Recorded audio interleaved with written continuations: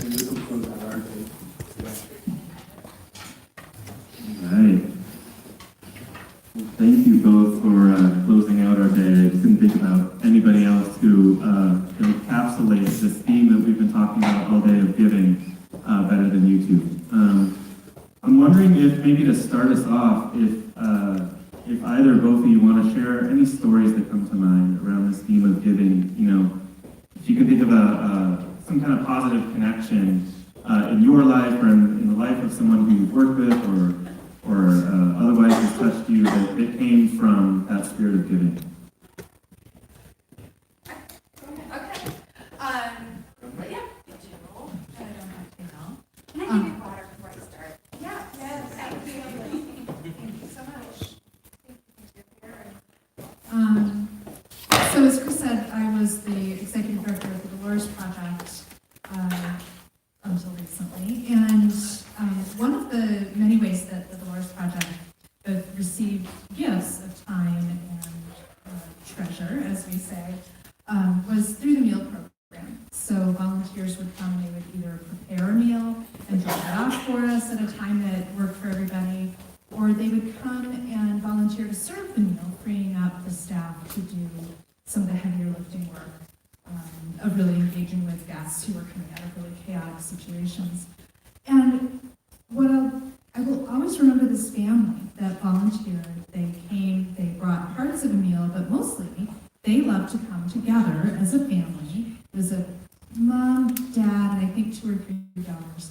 And they would come regularly, religiously, if you will, every week on the same night, and to serve a meal and to be with our guests. And they would serve the meal, they would sit down with our guests and really enjoy getting to know who they were in a different way than a lot of the rest of us who are paid to be in their lives will do, and really enjoyed their friendships that they developed, you know, so much so that when they would come and someone who they'd known was no longer in the shelter, they would reach out to the staff to ask what we could tell them, which usually wasn't much because we maintained confidentiality. But they really had great concern for the people that they were serving outside of that time, that they were engaged with them just over a dinner meal. And it was that their keen interest in developing and maintaining those relationships that made a huge difference for the people who were staying in the shelter, because they too would look forward to seeing this family.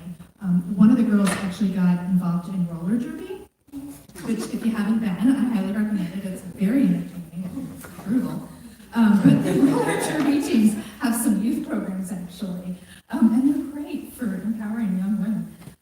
Boy, nothing will get you there. But the staff and some of the guests would go to the roller derby tournaments where this young woman was competing, and it was just those kinds of relationships that meant a great deal to the people who we were serving, who what they would tell us is they don't often have those opportunities in the agencies and the structured systems in which they were living.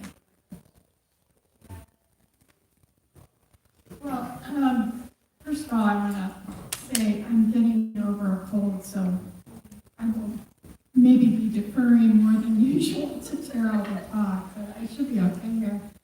I've been at the Gathering Place for 29 years, and in that time, you know, there have been remarkable gifts and small gifts and gifts of all kinds. And, you know, when I was preparing, I guess I was thinking more of remarkable gifts. And when I was thinking about what we wanted to talk about, and in some ways, the most remarkable things are the smallest.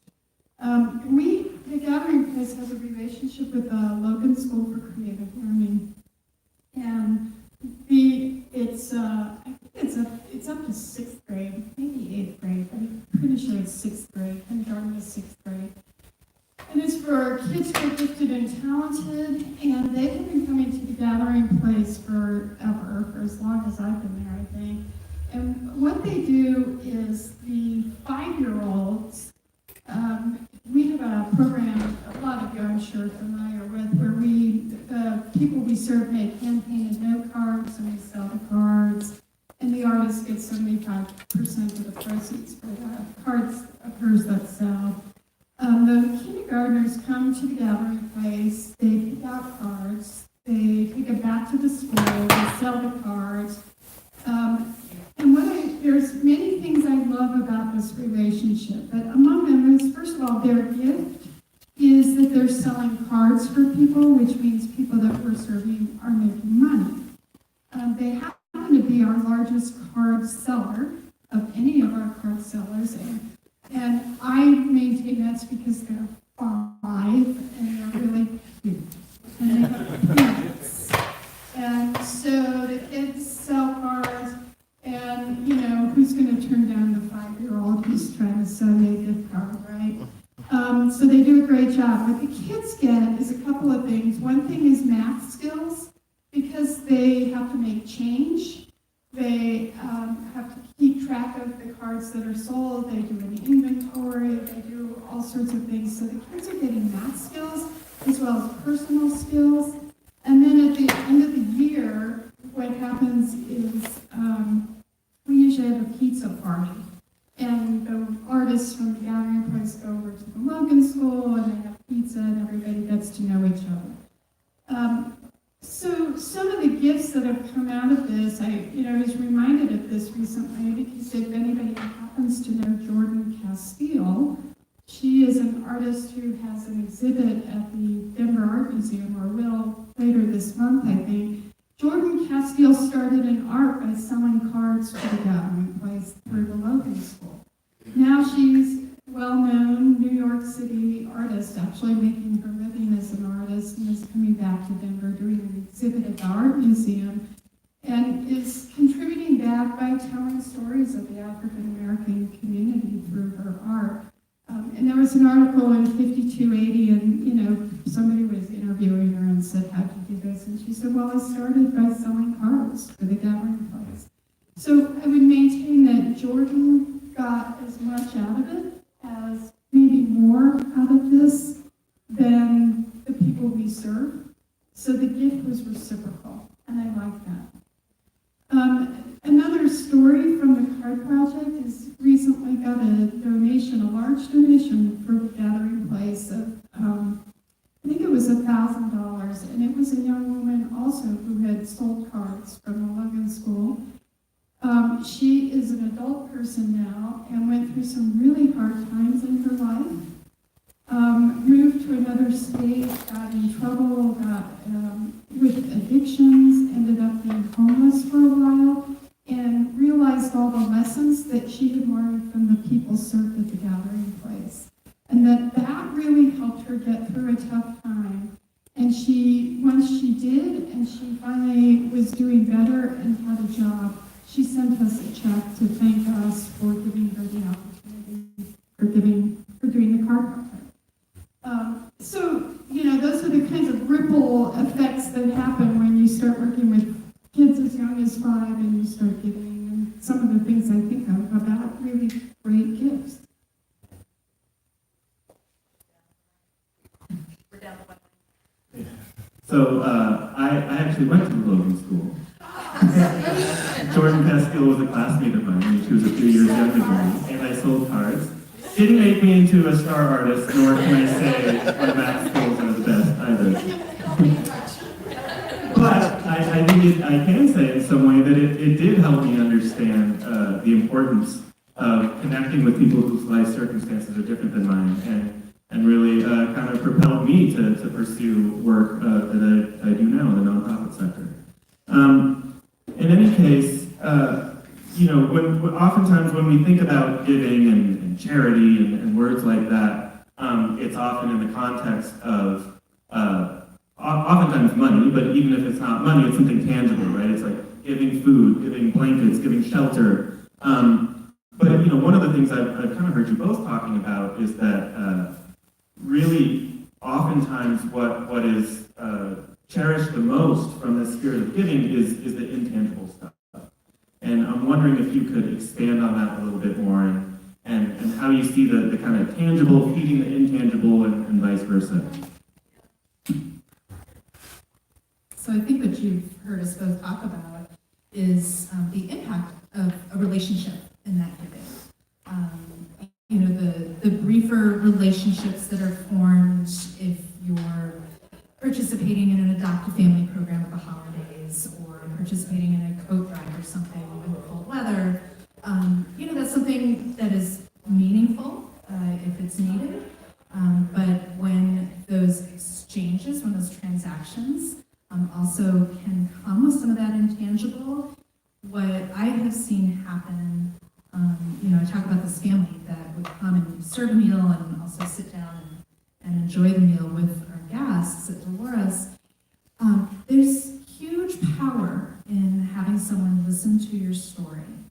And I'm pretty certain that everybody here and everybody who is here the rest of the day have some really important stories to tell that really informed somewhat who you are today, what situation you're in today. And sometimes those stories are really deep and personal and powerful. And there's huge power in sharing that story and having someone listen to it. That was the thing, probably when I worked with folks who were experiencing homelessness, that was the thing that I would get thanked for almost the most was, can I tell you what's going on with me? Oh, thank you so much for listening. This is so hard, I don't know how to explain it, but this is what's happening for me. And I know for myself, when I've been going through those really difficult times, as all of you have, I'm sure, to be able to share that story with someone who's going to listen to it and impart the dignity that comes with acknowledging what you've been through without offering advice, without saying, oh, if you had done or should do, or have you thought about, but to just listen provides so much dignity. And what I've heard from people who experience homelessness is that the dignity often is gone. It can be a very shaming experience. So for anyone to be able to connect a little bit and provide some of that dignity just in giving someone the opportunity to share names. I mean, that's the way any relationship with the Dolores Project starts. A person walks in for the first night needing shelter, and one of the staff will say, hi, I'm Amber, and what's your name? And we don't even care if it's the name that's on your license. Just starting with that name and relating to people on an individual, personal basis is an intangible that comes with serving a meal or bringing food or providing a coat if you're coming to deliver that personally. I'm going to talk from my own experience. I honestly hate it when people who work for nonprofits go, oh, I get so much more than I give. And I'm going to kind of take that, I don't know that I get more than I give. It doesn't matter, it's not a scale for me, but I can tell you what I've gotten. Some of the intangible gifts that I have received are one of the very first things I remember learning at the Gathering Place was coping with change. I often say I come from an abnormally stable life. I never moved in my life till I was 18. My parents never divorced. I lived in one home, I went to one college, I came back to home. I had a really stable life, which offered me a lot of great things, but also made it hard for me to manage change. So like moving in an apartment was really stressful for me. Changing anything was really, look, I've been in my job 29 years, people, right? I'm not great with change. I learned from the people at the Gathering Place by watching and listening that the one thing I can count on in life is change. That change happens and that there are graceful ways to get through change, and that when times are tough, sometimes the only thing to do is hang on because it will change.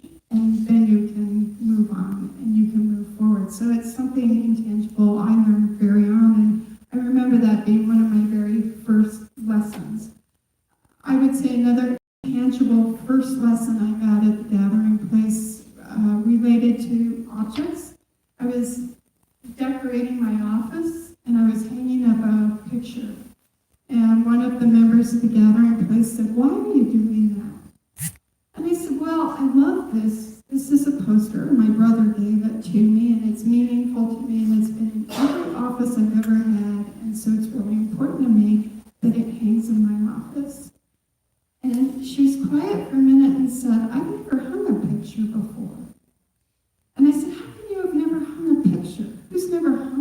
future on the wall in their lives. And she said, listen, I grew up in foster care. I was in domestic violence situations where I had to be able to leave at a moment's notice. Everything I owned, I needed to be able to fit in a suitcase or a bag in a matter of seconds so I could get out.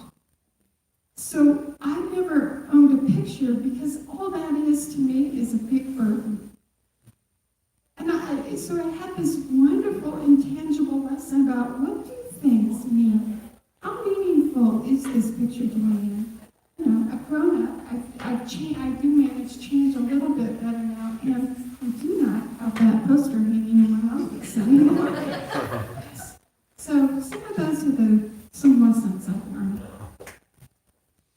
Well, on this theme of change, you know, I'd love to hear your thoughts about changes in Denver. I mean, both of you have been doing this work for so long, and obviously Denver has changed a lot, especially in the last 5 years, but not to mention, you know, 20 years or 30 years. What do you see is different now about this space of giving? I mean, certainly some of our problems are more acute, but also maybe what are some of the bright spots? What are you inspired by that's different now than it was 5 years ago?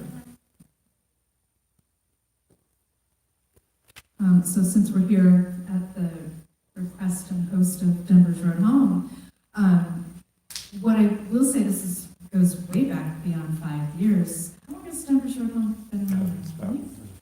Almost? 13, 15-ish? The moment Denver's Road Home was kicked off under then Mayor Hickenlooper, homelessness became a priority for the community. And it was talked about. The challenges were talked about, the needs were talked about. A lot of our organizations, our presence became a little more elevated because the mayor, our leadership, made it a priority for the city. Now, we go 15 years forward, and we still clearly have many of the same challenges, and a lot of that is even exacerbated by our wonderful booming economy here in Denver. So that, in a way, is a bright spot in terms of change. And we're all here. You guys are all here. And there were many more of you, I think, earlier in the day. And this conversation of the needs of people who are often forgotten are being discussed in the community. They're being discussed in some contentious circumstances as what is the best solution? Is there a best solution to what the needs are? I am often concerned that the real experts are not being asked what the real needs are in a lot of different ways, whether it is what do you need when you're in Civic Center Park, what do you need when you're receiving services at the gathering place or the rescue mission, and what do you need for your own life. We have quite a few amazing experts who, again, somewhat going just to dignity, but also going to just efficiency. If we could ask what's needed, both on an individual level, on a population level, if we have that, our youth, women, older men, families, all of that, to call on that expertise to help us all come together. I will say, I think that there is more of a community-minded effort around solutions. It's still a little disparate in terms of our approaches, I think. And there's a lot of challenges that are very tangible. There's never enough money, never has been enough money, and now there's not enough land and not enough money to get the land that is available to build the things that are not built. That's a ramble. I have two things, and things that have changed for the worse is I think the city is harder and harder place to live. The reason I'm getting ready to retire in 6 months, and I won't be retiring in Denver because I don't think Denver's a great place to retire to because financially. So there you have it. I think the rich are richer and the poor are poorer, and I think we have great disparities, and that causes me huge concern and takes my breath away. And makes me very sad and angry a lot of the time. What gives me me heart is, are there any millennials in the room? Millennials? You give me heart. There, I said. You know, people in the boomers, we tend not to say nice things about millennials, or any generation other than boomers. I will say, you give me heart. And the reason is because I think millennials have figured out that there's more to life, and that how to integrate different aspects of life. So giving, job, all these things don't have to be separate. All these things can be blended together. And I think millennials have a better beat on that, certainly, than my generation did. So yay for millennials. I would also say that I think there's a lot more awareness, maybe not answers, but awareness about racism. That gives me heart. And also awareness about gender issues, particularly the Me Too movement and all of that. And that gives me heart in a way. The level of anger that you hear and see a lot gives me heart, because it means that we're unhappy and we're dissatisfied. I would be a lot more concerned if we were apathetic. And I think certainly in this group, I'm not hearing apathy. I'm hearing people really angry and upset and trying. We don't have all the answers, but at least we're starting with some really good questions. And I think sometimes our anger can fuel us a little bit, so it gives me heart. All right, well, I have one final question for you two, and then I'd love to open it up, because I'm sure you all have some great questions as well.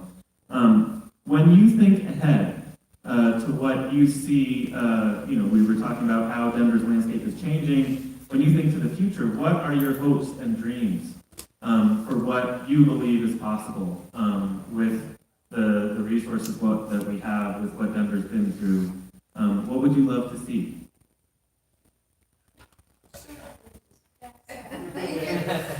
I'm going to throw a break for a second since we just talked. One of the things so much for that one. It did break. I actually just read, I think it was in this morning's Denverite online, about the collaborative in the Globeville Larry Swanson neighborhoods that is working on creating and adding to the affordable housing in their community as it begins to undergo tremendous change with the I-70 project, and change that has been so needed there for generations. And what I love about the efforts there and the messages that we're getting, they're coming from the residents, the people who live there, the people who have been there for 2 or 3 generations, have seen the change in their own community. It is their community. They want to stay there. And as the community changes, we're seeing that gentrification again, but they are there. And as Leslie said, I'm not hearing anger from them at this point. I think they already did their anger, and that's how they coalesced to create a collaborative that is receiving money. Yeah, no, I'm sorry. I'm in the high chair. They don't have a cup holder. We'll add that to the notes. So that's what I love to see, is that the people from beloved Community Village who made huge strides, well ahead of some of the well-established agencies, including the Dolores Project, in working with the city to try and make tiny homes happen. They kept at it and banging on the door and got the results that were needed, and have been seeing great stability come for people who really deserve it. So when the angst and anger and needs are expressed from the people who are really experiencing them, you see change happen. It's not always as fast as we'd like.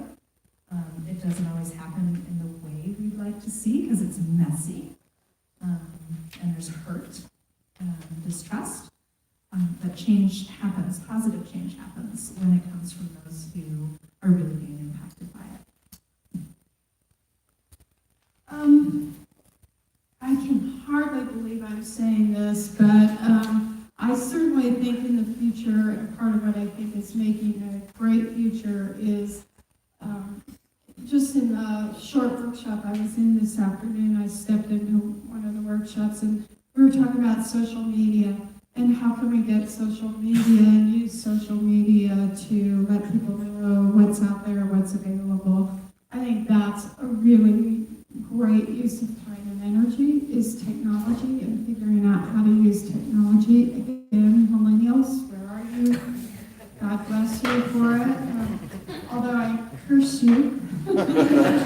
Also, that's right. My tech people are at speed dial. So, but I think that actually makes a difference. I think that makes a huge difference. And I've been around so long. I remember when people would complain bitterly if they saw somebody that I served who was carrying a phone. And that doesn't happen so much now, thank heavens, because I think most of us know if you have a phone, you've got a whole lot of resources at your fingertips. And so I think a future of using technology a lot better would be really helpful. Along the same vein, I like what I hear and see about making services more mobile and less facility-based, which I think is really important because of changing demographics. Again, Denver gets too wealthy and poverty gets pushed out to the suburbs. What does that mean for places like the Gathering Place that we're a very strong facility-based organization? I love our facility. And please don't tell my board I'm saying this, right? But we have to get out in the community. I think in the future we have to be less facility-based. There are people, and transportation is terrible, and so if there's people in Englewood who need our services, I think expecting them to get to the Gathering Place in Capitol Hill is a heavy lift. And as an organization, we need to be taking a look at being more mobile. So mobility, going to people, I think those are great trends. And then the other future I hope to see that I'm really enjoying seeing is more and more constituents getting involved in things that, like you were saying, Terrell, the beloved community village. I think that is amazing. It's a great model to see people governing themselves. And I will tell you, some of them have come to the Gathering Place and are really helping us improve our own model of governance. We're learning a lot from them about different ways to run meetings and different ways to get input. And so more and more constituent involvement, I think, is critical. It does, thank you. All right, so what's on your minds? I'd love to, if folks have questions, you can raise your hands. And Chris, it looks like you're trying to get that mic going in case you can bring it to people. They might have to yell. All right, yeah, let's take you over there. My question is, you said something very interesting when you said that the model, as far as we got no land, we got no money, but we are in a good economy right now. But the point is, the land that they did have to build low-income apartments on, they sold off to developers who bought their way out of the percentage of homes that they had to provide for, the bottom third. Now, with that being said, how can we, as a city, be all inclusive when we continue to push the less fortunate one out of the city? And right, down in North Park Avenue West and Orange, that is where all of the services are, right in that corridor right there. And but yet and still, when you got a camping van situation to where people that we all got DNA as far as surviving, and that's one of our surviving mechanisms. And but you've been punished for that by being pushed along and out of the area where 90% of your resources is right there.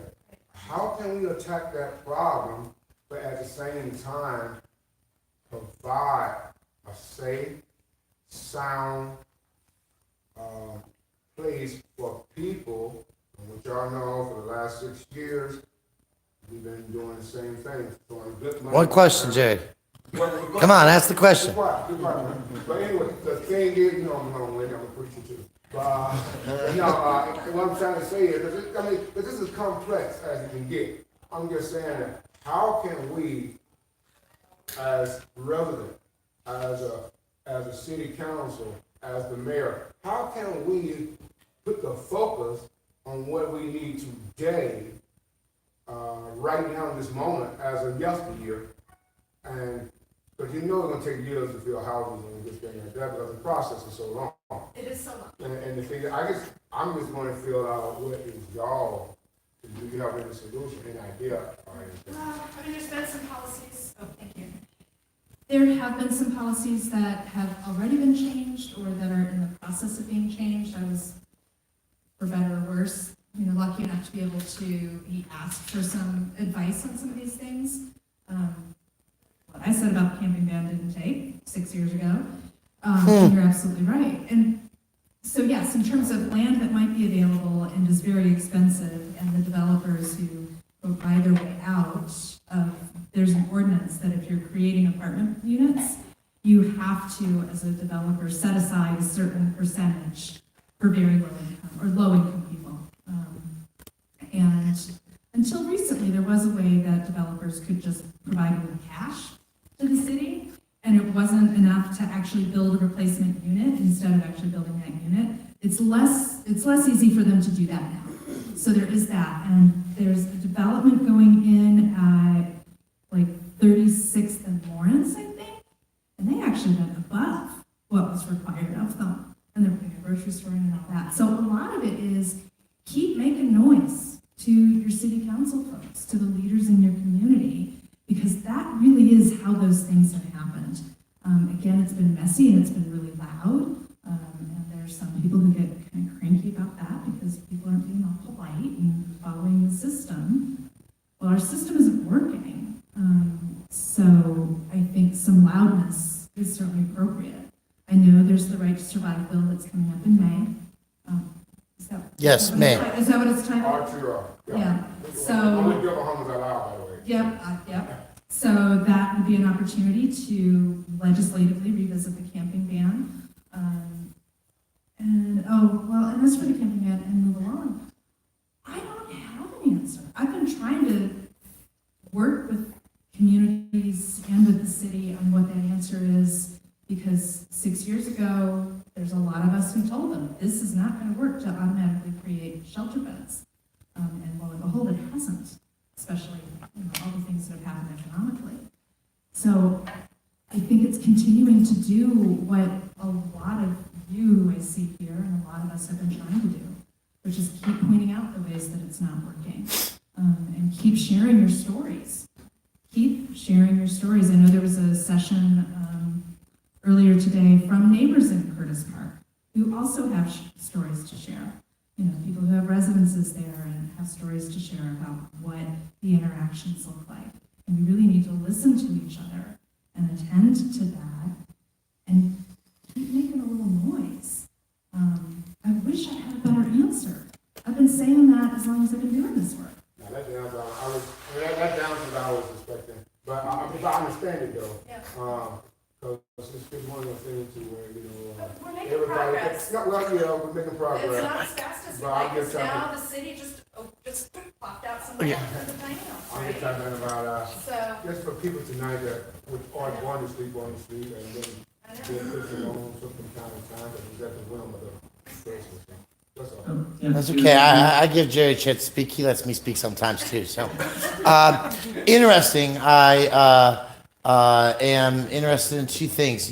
Beloved Village, which is the tiny home spot that keeps moving around, which is very interesting to me because if you know the history of that through Denver Homeless Out Loud and Resurrection Village, and much of the D-hole came from the campers that were living and had finally a safe place to secure their property and get jobs, and that was going on during the Occupy movement. I'm curious as to what you said 6 years ago, almost 7 now, when that camping ban was put in place. But what I originally wanted to ask was about the idea of housing first programs and where you've seen that succeed versus the Band-Aid work that has to be done when those aren't in place. Sure.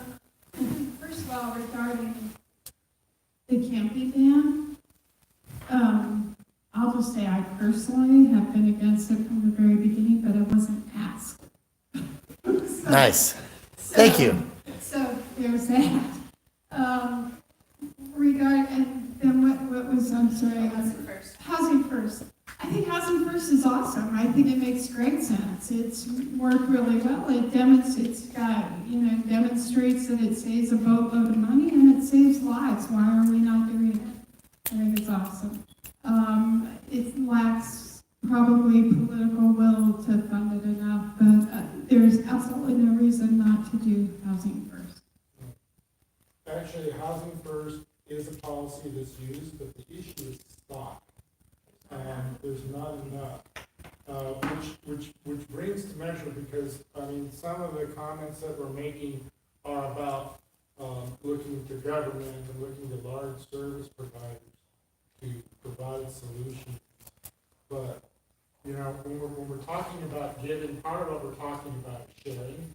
And so I think some of that sharing has to come in, sharing responsibility to meet the need. And so when our communities off put that on service providers, off put that on the governments that are willing to engage in that and put it off on somebody else and then expect the problem to somehow evaporate. I mean, where's the part of the discussion where we're in our neighborhoods is like, you know, government's not gonna get this done. What are other ways that we can do this?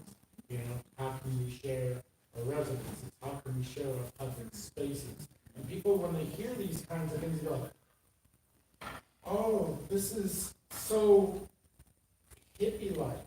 And I mean, we've got citizens, we've got tens of thousands of citizens that are sleeping on the streets, so much we can't even count them.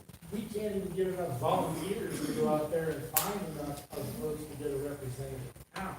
So at some point, we got to start going like, well, I mean, what pushes a police officer to go put someone sleeping on the street? Typically, it's a complaint. Why are we complaining? You know, why aren't we offering other solutions in other ways?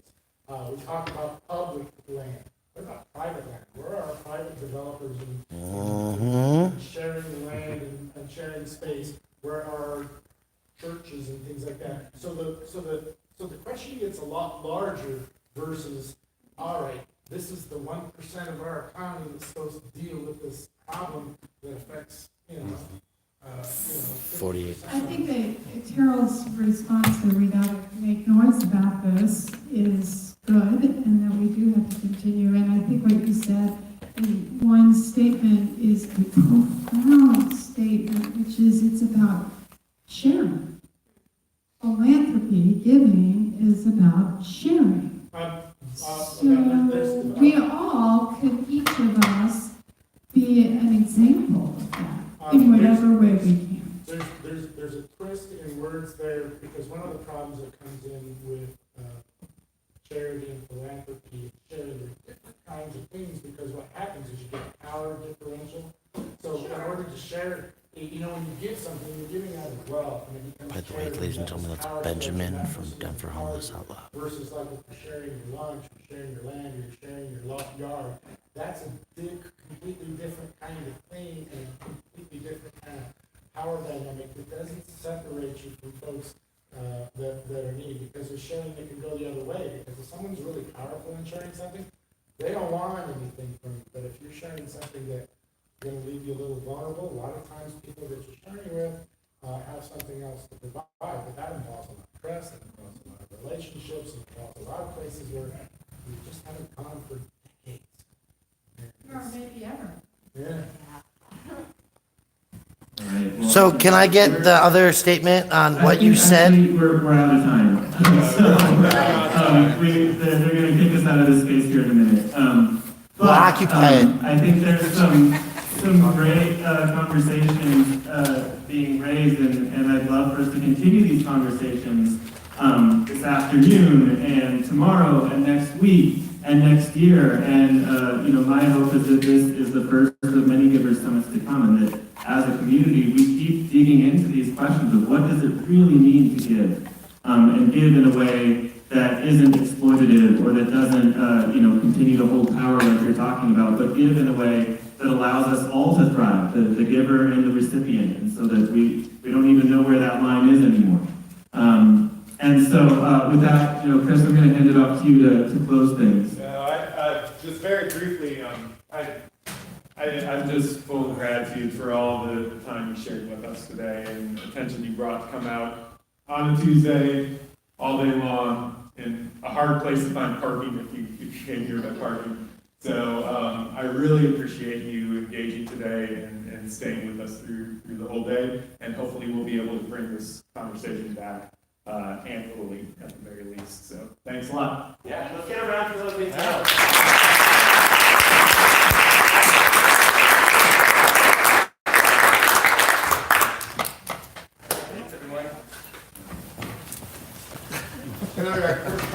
Well, ladies and gentlemen, that wraps up a very long day of beautiful conversations that we have had here throughout Denver on giving and our community responsibilities. I'm going to let you go, but we never know when we're going to turn this one back on because we find somebody. I got a Pikes Peak to